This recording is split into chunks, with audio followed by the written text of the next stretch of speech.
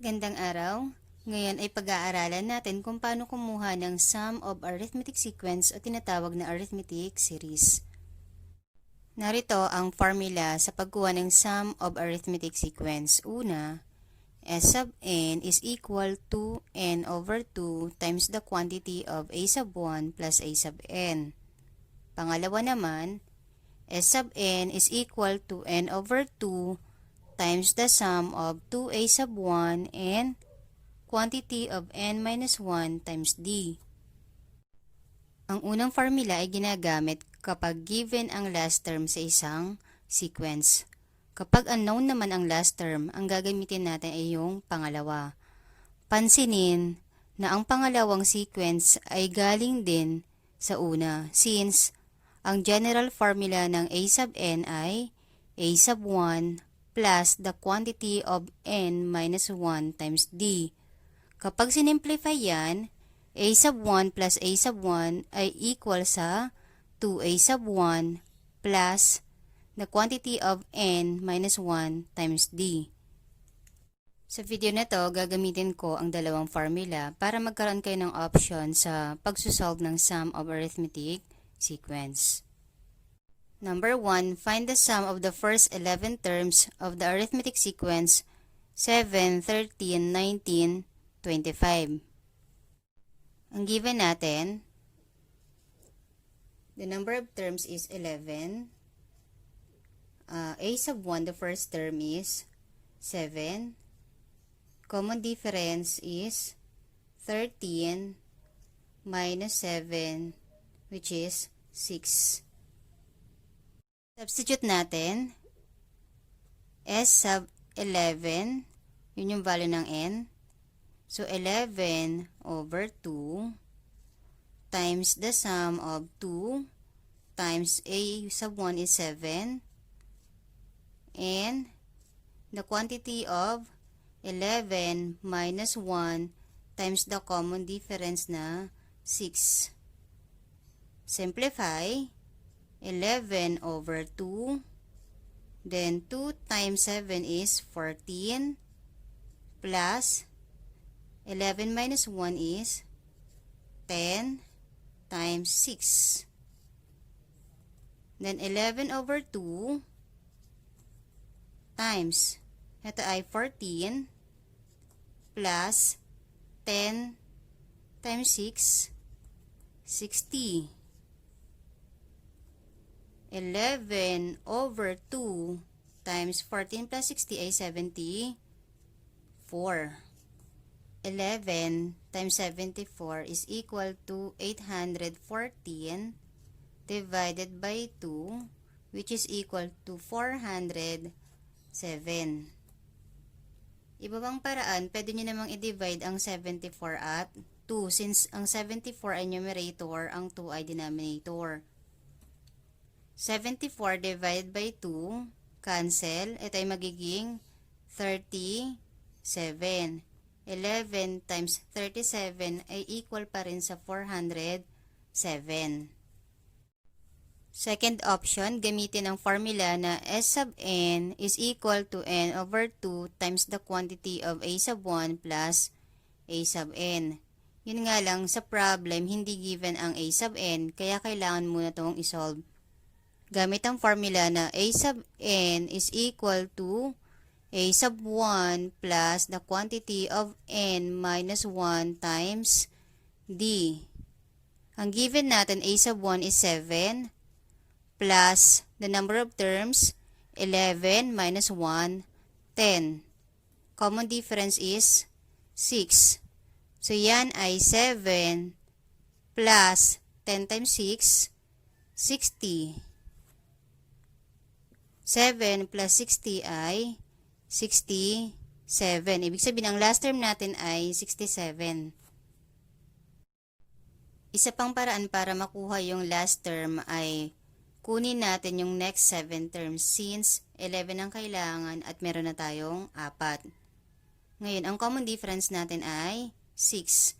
So, 25 plus 6 ay 31. Ang susunod na term ay 37. Next term natin, 43. Next, we have 49 plus 6, 55 plus 6, 61, and plus 6, 67. So, 1, 2, 3, 4, 5, 6, 7, 8, 9, 10, 11. So, ang last term natin ay 67.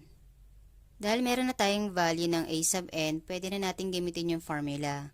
So, s sub, ang n ay 11 is equal to 11 over 2 times a sub 1 is 7 plus a sub n, yung last term natin ay 67. 11 over 2 times the sum of 7 and 67 is 74. 11 times 74 is 814 over 2. 814 divided by 2 is 407. Sa example number 1, mas akmang gamitin yung option number 1 since wala siyang last term. Pero pwede rin gamitin ang option number 2 as alternative and for checking. Number 2, find the sum of multiples of 3 from 5 to 30.